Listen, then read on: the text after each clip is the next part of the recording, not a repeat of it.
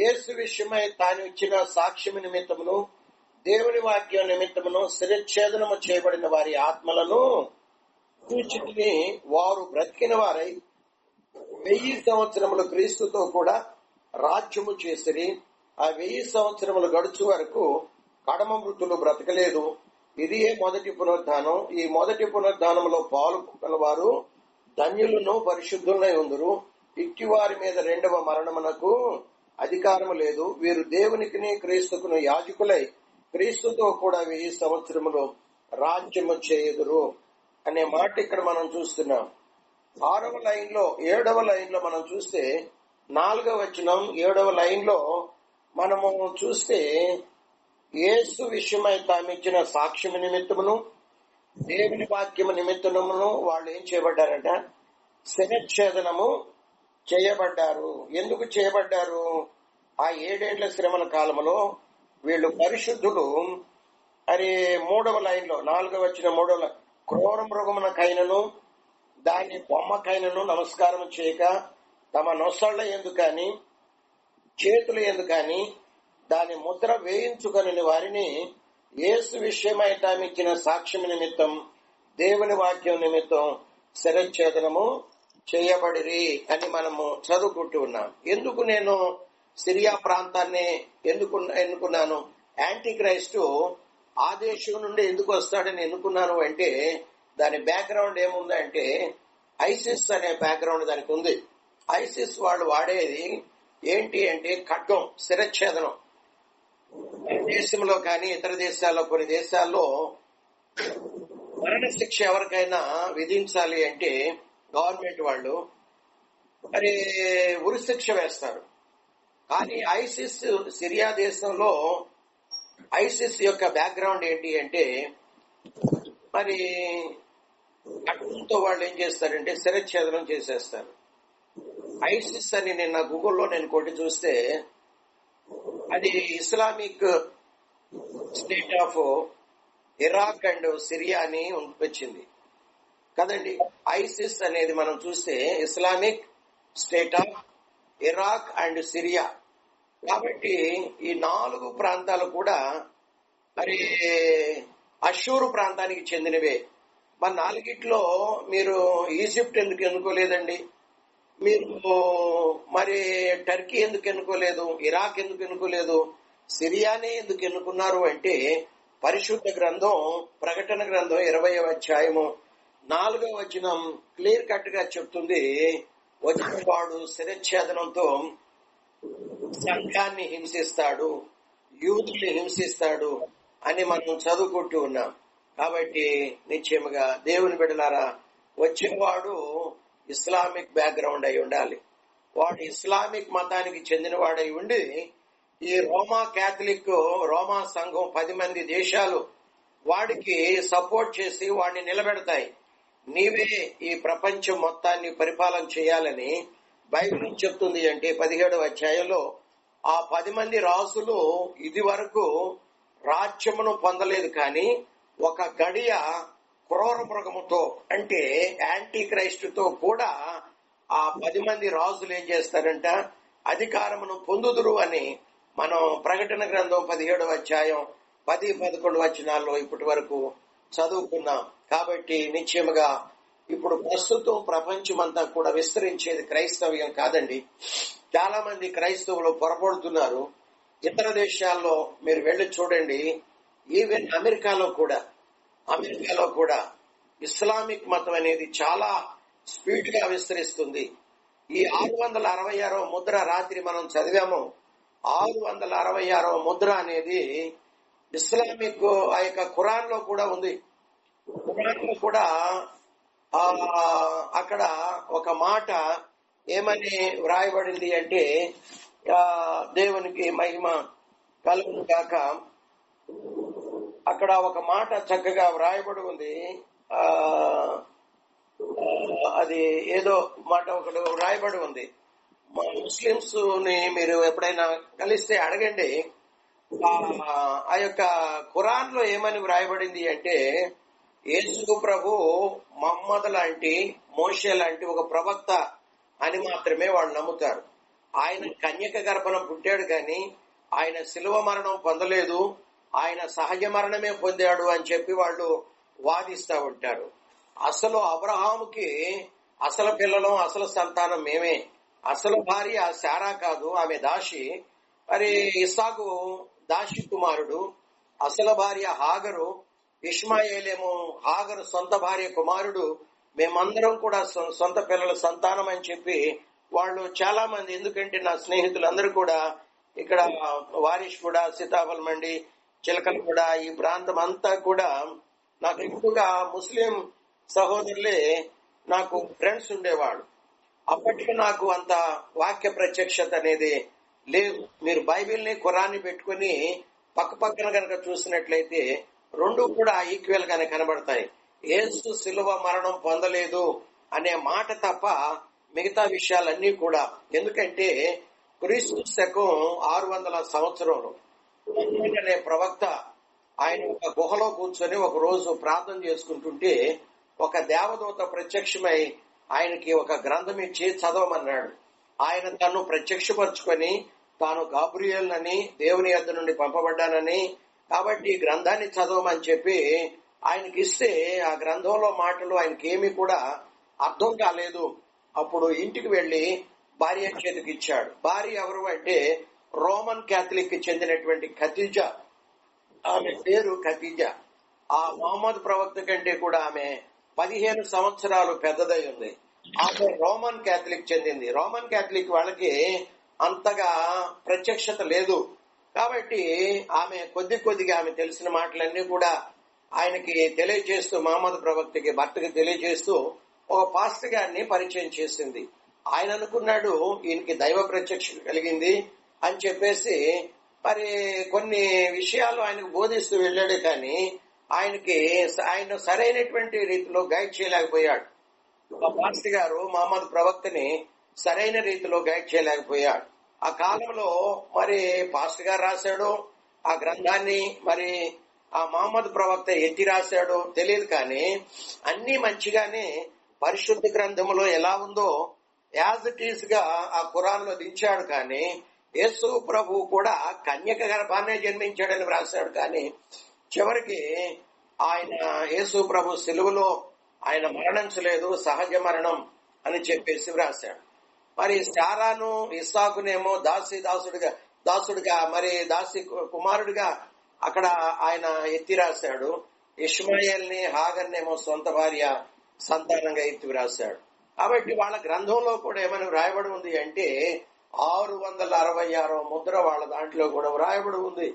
కాబట్టి 666 సంఖ్యన anti Christ వస్తాడు ప్రపంచాన్ని నాశనం చేయటానికని వాళ్ళ గ్రంథంలో కూడా వ్రాయబడి ఉంది. కాబట్టి యోహాను రాసేటప్పుడు ఏదైతే చూస్తున్నాడో 666 ముద్రను వాడు ఏ సంఖ్యన ఏ పేరిట ఎలా వస్తాడో అది ఉన్నట్లుగా ఈ 13వ అధ్యాయం ప్రకటన గ్రంథం 7 వచనాల్లో ఆయన 600 + 60 + 6 అని రాశాడు గ్రీకు పదంలో. ఆయనకి అర్థం కాలేదు.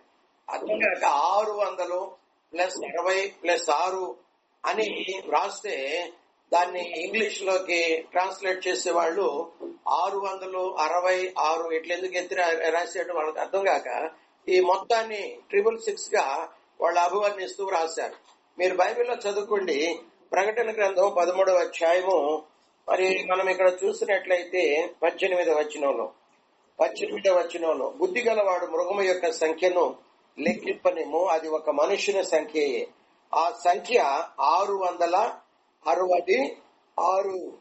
అక్కడ ఒకటి ఉంది. క్రింద ఫుట్ నోట్ లో చూస్తే 616 అంటే 616 అంటే 616 అని ఆదిమలో బైబిల్లో తెలుగులో ఎత్తి తెలుగులో రాసేవాళ్ళు ఆదిమ అంటే మొట్టమొదట ప్రారంభంలో తెలుగులో వ్రాయబడినప్పుడు 616 అనేది రాశారు. కానీ అసలు ట్రాన్స్లేషన్ ఇంగ్లీష్ లో గ్రీకులో నుండి యోహాను గ్రీకు భాషలో క్రొత్త నిబంధన గాని ప్రకటన గ్రంథాన్ని కానీ మరి రాసేటప్పుడు ఆ గ్రీకులో ఆయన ఏం రాశాడు అంటే 666 అంటే 600 + 60 + 6 కాబట్టి ఈ 666వ ముద్ర వేయించుకోవాలి అని ప్రెజర్ చేసేది వీడే.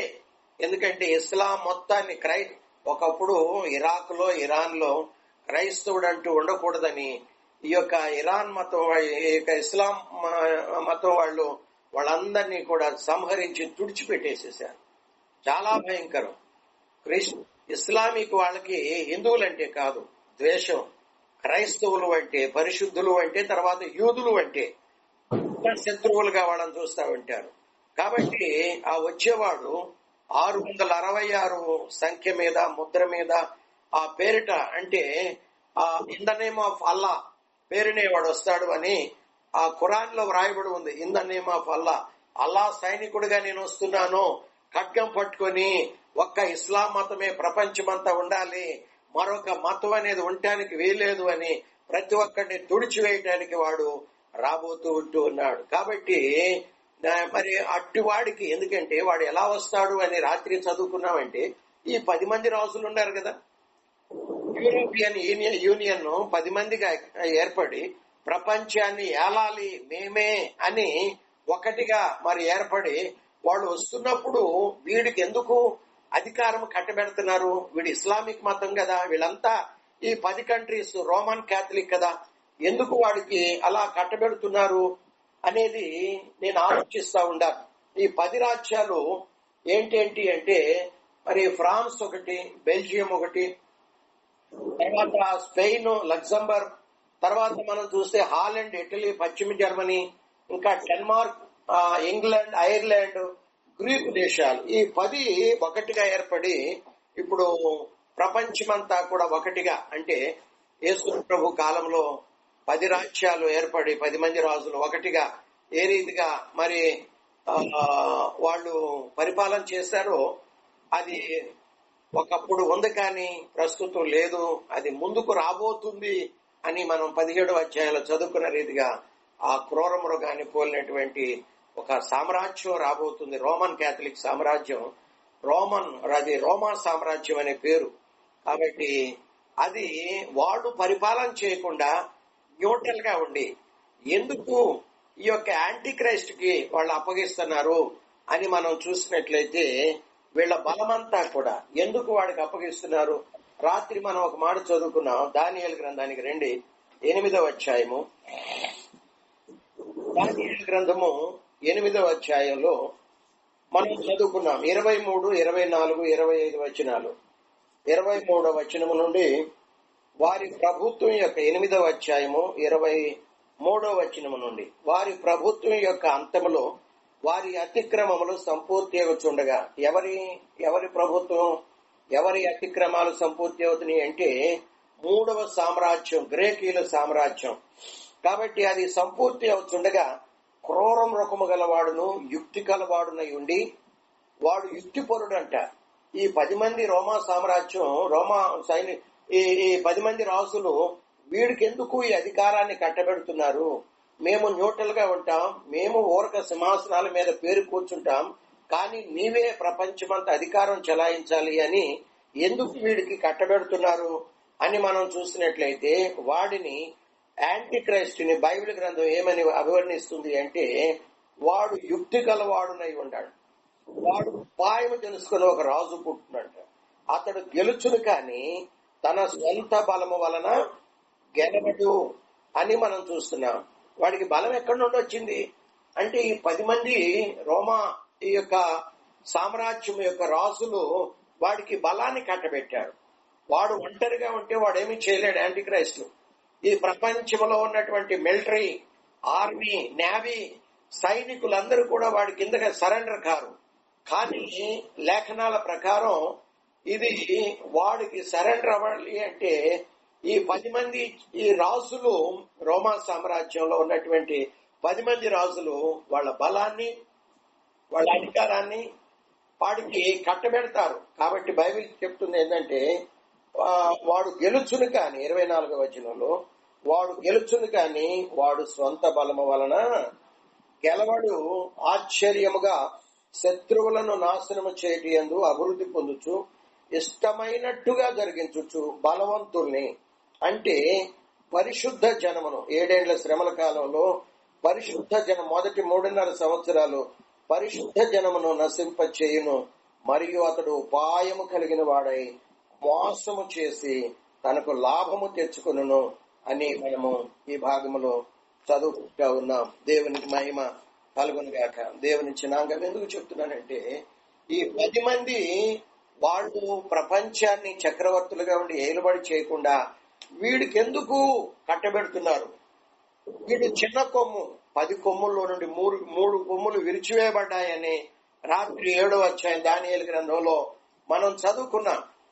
కాబట్టి ఆ కొమ్ముకు స్థానం ఇవ్వటానికి, చిన్న కొమ్ముకు స్థానం ఇవ్వటానికి 3 కొమ్ములు విరిచివేయబడ్డాయని మనం చదువుకుంటా ఉన్నాం. కాబట్టి దేవుని జనాంగమై వీడు ఉపాయముతో, వీడు తెలివితో, కుయుక్తితో, కుట్రతో వాళ్ళ దగ్గర నుండి అధికారం స్వాధీనం పరుచుకుంటాడు. మనం చదువుకున్నాం ప్రకటన గ్రంథం 13వ అధ్యాయం 2వ వచనంలో గత 3 వారాల క్రితం, సాతాను తన బలాన్ని, తన సింహాసనాన్ని, తన అధికారాన్ని యాంటీ క్రైస్ట్ కి ఇస్తాడు అని. ఏ రీతిగా ఇస్తాడు? తన బలాన్ని, తన సింహాసనాన్ని, తన అధికారాన్ని యాంటీ క్రైస్ట్ కి ఇస్తాడని ప్రకటన గ్రంథం 13వ అధ్యాయం 2వ వచనంలో మనం చదువుకున్నాం. ఏ విధంగా ఇస్తాడు అని అంటే, ఈ 10 మంది చక్రవర్తులను వాడు రెడీ చేస్తాడు. రోమన్ సామ్రాజ్యం రెడీ చేసి, వాడు ఉపాయం కలిగిన వాడుగా, కుయుక్తి కుట్రలో మోసం చేసేవాడుగా వాడిని అభివర్ణించేవాడు సాతాను ఈ 10 మంది చక్రవర్తుల ద్వారా వాడి బలాన్ని, వాడి అధికారాన్ని వాడి కట్టబెడుతూ ఉన్నట్లు మనము చదువుకుంటూ ఉన్నాం. ఇది ఎలా సాధ్యమండి అని అడగవచ్చు. కారణం ఏంటి అంటే, నిశ్చయంగా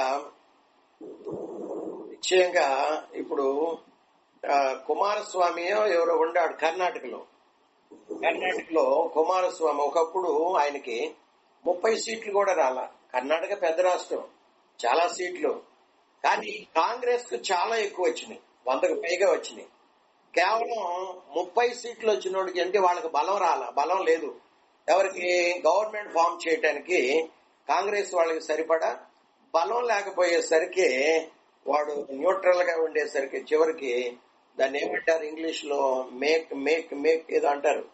ఇప్పుడు పవన్ కళ్యాణ్ కూడా దానికే ట్రై చేస్తూ ఉన్నాడు. కాబట్టి దేవుని బిడ్డలారా, మరి ఎక్కువ బలం ఉండినా కానీ కాంగ్రెస్ తన గవర్నమెంట్ ఫామ్ చేయకుండా పరిపాలన మొత్తం వాడికి సపోర్ట్ ఇచ్చి, అల్పుడు 30 సీట్లు కూడా లేని ఆ యొక్క దేవేగౌడ కుమారుడికి వారికి అధికారం కట్టబెట్టినట్లుగా ఈ 10 మంది చక్రవర్తులు ఏం చేస్తారంటే, ఇస్లాం మతస్థుడైనటువంటి ఈ సిరియా దేశం నుండి వచ్చే ఈ కర్కోటకుడు అయినటువంటి వీడికి వీళ్ళ పదవిని, వీళ్ళ అధికారం, వీళ్ళ బలాన్ని, ఉదాహరణకి ఎందుకు చెప్తున్నానంటే, వాడు సిరియా దేశం నుండి రావచ్చు, రాకపోవచ్చు. ఒక మాట చెప్పి ముగించుకుందాం, సమయం అయిపోయింది. సిరియా దేశాన్ని ఏలే రాజు అయ్యుండొచ్చు, కాకపోవచ్చు. కానీ వాడి బ్లడ్ ఎక్కడి నుండి వచ్చింది అంటే సిరియా నుండి. వాడి పితరులు సిరియా దేశం వారై ఉండాలి. ఉదాహరణకి బ్రిటిష్ ప్రభుత్వాన్ని పరిపాలన చేసేది ఇండియా వాడు, భారతదేశపు వాడు కదండి. అది దాదాపుగా ప్రపంచాన్ని, ఒకప్పుడు బ్రిటిష్ పాలన అమెరికాను కూడా పరిపాలన చేసింది. 250 సంవత్సరాలు అమెరికా పెత్తనం రాకముందు ఆ అమెరికా కూడా బ్రిటిష్ పరిపాలనలోనే, దాని స్వాధీనంలోనే వాళ్ళందరూ కూడా మరి పరిపాలన చేయబడ్డారు. అటువంటి పెద్ద బ్రిటిష్ మన భారతదేశాన్ని కూడా ఎన్నో సంవత్సరాలు, అది మరి 200 సంవత్సరాలకు పైగా మన భారతదేశం మీద కూడా అది పెత్తనం చేసి పరిపాలన చేసింది. చిన్నప్పుడు ఆ ప్రభుత్వం ఉండేది అనుకున్న, అది 48లో పోయింది. నేను అప్పటికి పుట్టల. మా నాన్నగారి కాలంలో, మా పెద్దన్నయ్య కాలంలో, మా పెద్దన్నయ్య పుట్టాడు. అప్పటికి బ్రిటిష్ పాలన భారతదేశంలో ఉంది. వాళ్లే క్రైస్తవ్యాన్ని తీసుకుని వచ్చింది భారతదేశానికి. లేకుంటే క్రైస్తవులకి ఇక్కడ క్రైస్తవ్యం అంటే ఏంటో తెలిసేది కాదు. కొన్ని హాస్పిటళ్లు కట్టి, కొన్ని స్కూళ్లు ఏర్పరిచి, కొన్ని కాలేజీలు ఏర్పరిచి, వాళ్ళు కొన్ని ఆ పిండి ఈ పిండి ఇచ్చి పిల్లలకి స్కూల్కి రప్పించి, మరి ఆ రీతిగా వాళ్ళు మెల్లమెల్లగా సువార్త ప్రకటించారు మన దేశంలో. కాబట్టి ఆ రీతిగా మన దేశం క్రైస్తవ్యం ఎక్కువగా తెలుసుకుంటానికి వీలు కలిగింది. అటువంటి బ్రిటిష్ ప్రభుత్వాన్ని ఈ రోజు పరిపాలన చేసేది ఎవరు అంటే ఒక హిందువుడు. ఒక క్రిస్టియన్ కంట్రీ మీద పరిపాలన చేసేది ఎవరు అంటే ఒక హిందువుడు కదండి. అదేదో సాఫ్ట్వేర్ కంపెనీ యొక్క ఓనర్ కి అల్లుడు అనమాట. కూతుర్నిచ్చి పెళ్లి చేశాడు భారతదేశం పైన. అతను బ్రిటిష్ దేశపు పరిపాలన చేస్తున్నాడు. ఆయన దేశం, ఆయన బ్లడ్ ఎక్కడిది, ఆయన పితరులు ఎక్కడ వాళ్ళు, భారతదేశం వాళ్ళు. నేను చాలా జాగ్రత్తగా గమనించాను ఇక్కడ వార్తల్లో. ఆయన బ్రిటిష్ ప్రభుత్వపు ప్రధానమంత్రి కాగానే నేరుగా అక్కడ బ్రిటిష్ దేశంలో ఉన్నటువంటి టెంపుల్ కి వెళ్ళాడు, పూజలు చేశాడు. నా కళ్ళగా నేను చూశాను. అక్కడ పూజలు చేశాడు, అక్కడ టెంపుల్ వెళ్లి కొబ్బరికాయ కొట్టాడు, అక్కడ ఏదేదో సమర్పించాడు, అవన్నీ కూడా చేశాడు. కాబట్టి ఎందుకు చెప్తున్నానంటే అతని బ్లడ్ ఎక్కడిది, అతని పితరులు ఎక్కడ వాళ్ళు, అది అతను అక్కడ వాడు కాకపోవచ్చు. అట్లానే సిరియా దేశము నుండి వచ్చే బ్లడ్ అన్నమాట. వాడు అమెరికాలో ఉండొచ్చు, లేకుంటే యూరోప్ యూనియన్ కంట్రీస్ లో వాడు ఇప్పుడు చెప్పిన 10 దేశాల కంటే కూడా, ఎందుకంటే 28 దేశాలుగా ఏర్పడ్డాయి ఒక యూనియన్ గా యూరప్ కంట్రీస్. వాటిల్లో ఒకటిగా వాడు పరిపాలన చేస్తూ ఉండవచ్చు. వాటిల్లో ఒకటిగా వాడు బహుశా ఇప్పుడు మన దేశపు వాడు మన బ్రిటిష్ దేశాన్ని ఎలా ఏళ్తున్నాడో అట్లానే వాడు యూరప్ కంట్రీస్ లో ఏదో ఒక కంట్రీని ఏలుతూ ఉండవచ్చు. కానీ వాడి బ్యాక్గ్రౌండ్ ఏంటంటే ఇస్లామిక్. వాడు ఆ మతం నుండి రావాల్సిందే, వాడు సిరియా బ్లడ్ నుండి రావాల్సింది అని మరి నేను అనుకుంటున్నాను. అది కరెక్ట్ అవ్వచ్చు, కాకపోవచ్చు. కాబట్టి నిశ్చయముగా ఎందుకు చెప్తున్నాను సిరియా నుండే వాడు వస్తాడు అని అంటే, వాడు నిశ్చయముగా పరిశుద్ధుల్ని తుడిచివేయాలి, యూదుల్ని తుడిచివేయాలి, ప్రపంచమంతా కూడా ఇస్లామిక్ మతాన్ని స్థాపించాలి. అటువంటి సందర్భంలో తలలు వంచుదాం, మనం ప్రార్థన చేసుకుందాం. రోమా సామ్రాజ్యం అనేది ఖచ్చితంగా ఏర్పడుతుంది. బైబిల్ ఖచ్చితంగా చెప్తుంది. ప్రకటన గ్రంథం 17వ అధ్యాయము 8వ వచనము నుండి 13 వచనాల వరకు అది ఒకప్పుడు ఉంది, ప్రస్తుతం లేదు. అది ముందుకు వచ్చునన్న సంగతి తెలుసుకుని ఎవరైతే అరిచేతి మీద నొసటి మీద ముద్ర వేయించుకోబోతున్నారు వాళ్ళు ఆశ్చర్యపోతారు అని ఉంది. రోమా సామ్రాజ్యం అనేది 10 రాజ్యాలుగా ఏర్పడుతుంది అని ఖచ్చితంగా బైబిల్ చెప్తుంది. కానీ వాళ్ళంతటి వాళ్ళు ప్రభుత్వాన్ని స్థాపిస్తూ ఉంటే అంతలోకి యాంటీ క్రైస్ట్ అనేవాడు ప్రత్యక్షమవుతాడు. వాడు కుయుక్తి చేతను, బైబిల్ చెప్తుంది 8వ అధ్యాయము దానియేలు గ్రంథం 23-24, వాడు మోసం చేతను, వాడి ఆలోచన చేత, కుట్రల చేత రోమా సామ్రాజ్యాన్ని ఆ 10 మంది చక్రవర్తులను లోబరుచుకొని, మాకంటే నువ్వు తెలియగలవాడు అయ్యా, కాబట్టి నీవే సమస్త ప్రపంచాన్ని ఏలు, మేము సింహాసనాల మీద 10 సింహాసనాల మీద మేమందరం పేరుకు మాత్రమే కూర్చుంటాం. ఎందుకంటే బైబిల్ చెప్తుంది ప్రకటన గ్రంథం 17వ అధ్యాయం 11-12 వచనాలు, వారు ఆ 10 మంది చక్రవర్తులు ఇంతకు ముందు వాళ్ళు అధికారము పొందలేదు, కానీ ఒక గడియ పూర్వకమైన యాంటీ క్రైస్ట్ తో కూడా వారు అధికారము పొందుతారు. 16వ అధ్యాయం ప్రకటన గ్రంథంలో మనం చూస్తే సాతాను నోట నుండి ఈ యొక్క యుగాంతంలో యేసు ప్రభు 2వ రాకడలో సంఘాన్ని వెంట పెట్టుకుని వచ్చేటప్పుడు యుగాంతంలో పోయి ఎక్కడో పర్వతాల మీద అరణ్యంలో దాక్కుంటే చివరికి యేసు ప్రభు సంఘాన్ని తీసుకుని వచ్చేటప్పుడు యేసు ప్రభుని కూడా ఎదిరించడానికి మనం చదువుకున్నాం దానియేలు గ్రంథం 8వ అధ్యాయం 25వ వచనంలో, రాజాది రాజు మీద వాడు యుద్ధానికి వెళతాడని. కాబట్టి ఆయన హర్మగెద్దెన్ అనే స్థలంలోకి సంఘాన్ని తీసుకుని వస్తుంటే సంఘాన్ని ఎదిరించడానికి సాతాను నోట నుండి, యాంటీ క్రైస్ట్ నోట నుండి, అబద్ధ ప్రవక్త నోట నుండి 3 కప్పల వంటి అపవిత్రాత్మలు వాళ్ళ నోట్లో నుండి బయటకు వస్తాయి. 3 నోట నుండి 3 అపవిత్రాత్మలు కప్పల వంటివి బయటకు వచ్చి అవి భూప్రపంచమంతా చెదిరిపోయి భూప్రపంచంలో ఉన్న రాజులందరినీ వెంట పెట్టుకుని ఆర్మగెద్దెనుని ఆ చోటికి వాళ్ళందరినీ మిలిటరీని ప్రోగు చేస్తాయి. ఆ 3 అపవిత్రాత్మలు యేసు ప్రభు మీద యుద్ధానికి తీసుకుని వస్తాయి. ఈ 10 మంది రాసులు, రోమా సామ్రాజ్యపు 10 మంది రాసులు, యాంటీ క్రైస్ట్, సాతాను, అబద్ధ ప్రవక్త, వీళ్ళందరూ కూడా అక్కడ ఆ రాజులు రావటానికి అక్కడ దేవుడు మార్గం ఏర్పరుస్తున్నాడు. యూఫ్రటీస్ అనే నది ఎండిపోయేటట్టు చేస్తున్నాడని ప్రకటన గ్రంథం 16వ అధ్యాయం. ప్రస్తుతం ఎండిపోతుంది అని వార్తల్లో చూస్తున్నాం. కాబట్టి అతి త్వరలోనే వీళ్ళందరినీ పోగు చేసుకొని ఆ 3 అపవిత్ర ఆత్మలు కప్పల వంటి యేసు ప్రభు మీదకి యుద్ధానికి తీసుకుని రాబోతున్నారు. యేసు ప్రభు సంఘం ఒక ప్రక్క, సాతాను, యాంటీ క్రైస్టు, అబద్ధ ప్రవక్త, ఈ 10 మంది రాసులు, ప్రపంచమంతా మిలిటరీ, ఆర్మీ, నేవీ అంతా కూడా అక్కడ కలుసుకుంటారు. కొండ మీద ఆయన 2 పాదాలు పెడతాడు సంఘాన్ని తీసుకుని వచ్చి. అది తూర్పు తక్కున పశ్చిమ తట్టుకు అది విడిపోతుంది. ఆ కొండ క్రింద పెద్ద లోయ ఏర్పడుతుంది. అది హర్మగెద్దెన్ యుద్ధం. వాళ్ళందరినీ తీసుకుని వాడు యుద్ధానికి యేసు ప్రభు మీదకి వస్తుంటే సంఘం యేసు ప్రభు ఒక ప్రక్క, వీళ్ళందరూ ఒక ప్రక్క. యేసు ప్రభు ఒకే ఒక మాట నోటి నుండి వదిలితే వచ్చిన సైన్యం అంతా కూడా, మిలిటరీ, ఆర్మీ, నేవీ అంతా కూడా వాళ్ళ కళ్ళు లొట్టలు పోయి కులిపోయి, నాలుకలన్నీ కూడా కులిపోయి లొట్టలు పడి టపటపా సవాలుగా పడిపోతారు.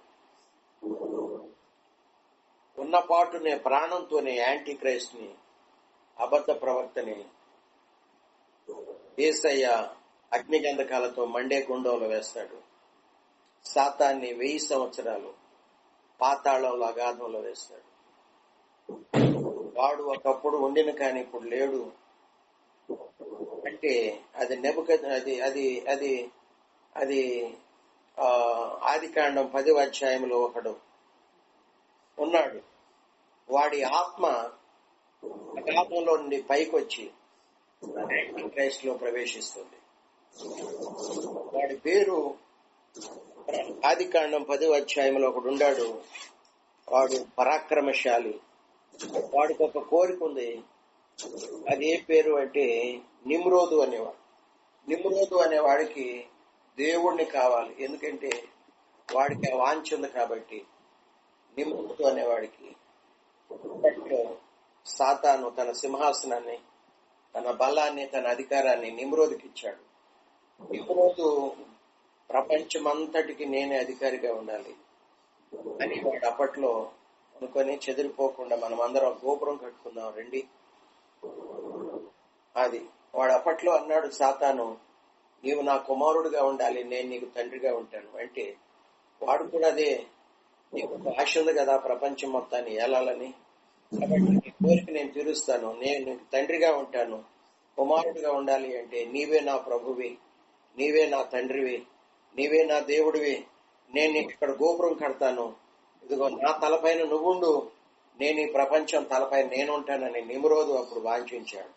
అప్పుడు సాతాను వాడి సింహాసనం తల, వాడి అధికారం, బలాన్ని నిమ్రోదుకి ఇచ్చినప్పుడు చివరికి దేవుడు ఆ భాషను తారుమారు చేసి మరి వాళ్ళందరినీ చెదరగొట్టాడు. తదనంతరం కొద్ది రోజులకి వాడు చనిపోయాడు. నిమ్రోదుకు ఒక వాంఛ ఉంది, ప్రపంచమంతటిని నేను ఏలాలి, ప్రభువుగా ఉండాలి, కానీ వాడి ఆత్మ అగాధంలో ఉంది. మనం చదువుకున్న ప్రకటన గ్రంథం 17వ అధ్యాయంలో 8వ వచనంలో 9వ వచనంలో వ్రాయబడి ఉంది, వాడు అగాధ జలముల్లో నుండి పైకి వస్తాడు అని. కాబట్టి ఇప్పుడు ఈ 7 ఏళ్ల శ్రమల కాలంలో యాంటీ క్రైస్ట్ వాడికి ఆ కోరిక ఉంది. వాడి ద్వారా నిమ్రోదు ఆ కోరికను తీర్చుకోవాలని వాడి ఆత్మ అగాధంలో నుండి వచ్చి యాంటీ క్రైస్ట్ లో ప్రవేశిస్తాడు. కాబట్టి యాంటీ క్రైస్ట్ తో సాతాను అంటాడు, ప్రపంచమంతా నీకు ఏలాలని కోరుకుంది కదా, నీ కోరికను నేను తీరుస్తాను, ఇదిగో నేను నీకు తండ్రిగా ఉంటా, నువ్వు నా కుమారుడిగా ఉండి ప్రపంచమంతా ఏలు అంటే, అప్పుడు వాడు అంటాడు, ఇదిగో నీవే నాకు తండ్రివి, ఇదిగో నీవే నాకు ప్రభువే, కాబట్టి అధికారం నాకు కావాలని వాడు ఉంచుకుంటాడు. ఈ ప్రకారంగా వాడు ఉండేది 7 సంవత్సరాలే. అధికారం మొత్తం చెలాయించాలని చూస్తాడు. 7 సంవత్సరాల తదనంతరం వాడు మృతి ఉండగానే ప్రాణాలతో యేసయ్య వచ్చి వాడితో యుద్ధం చేసి వాడిని అబద్ధ ప్రవక్తని గుండంలో వేస్తాడు. కాబట్టి ఇవన్నీ కూడా రాబోయే రోజుల్లో ఒక క్రమమైన పద్ధతిలో రాబోతూ ఉన్నాయి. ఇప్పుడు అక్కడ మాట కొన్ని మాటలుగా చెప్పాను, సమయం లేక. ఒక ఆర్డర్ లో వస్తున్నప్పుడు అవన్నీ కూడా ఒక క్రమంలో వస్తున్నప్పుడు మనకు అర్థమవుతుంది. ప్రార్థనా పూర్వకం వద్దాం. ప్రేమ కలిగించండి, చేయాలని పరిశుద్ధమైన ఘననామానికి స్తోత్రాలు తెలుస్తూ ఉన్నాం. ప్రారంభించినటువంటి ఎంతవరకు మీ సన్నిధి మాతో ఉంచినాను. నా తండ్రి, పరిశుద్ధ గ్రంథంలో మాకు ముందుగానే 2600 సంవత్సరాల క్రితం 2000 సంవత్సరాల క్రితం నీ భక్తుల ద్వారా మా కాలంలో జరగబోయే విషయాలన్నీ కూడా ముందుగానే వ్రాయించి పెట్టినందుకు మీకు వందనాలు. మేము బైబిల్లో ఉన్న విషయాలు మేము చదువుకోకుండా వినకుండా గనక తెలుసుకోకుండా ఉంటే ఆ రోజుల్లో మేము అంత్యక్రీస్తు చేత మోసపోతామని, ఎందుకంటే వాడు అసలు ప్రభువా ఇప్పుడు మరి మాకు తెలియజేశారు, వాడు కుయుక్తితో వస్తాడని, మోసంతో వస్తాడని, అందరినీ ప్రజలందరినీ కూడా అన్ని మతాల వారిని, అన్ని కులాల వారిని, అన్ని జాతుల వారిని వాడు మోసం చేస్తాడని ప్రభువా మీరు నాయన తెలియజేస్తున్నారు.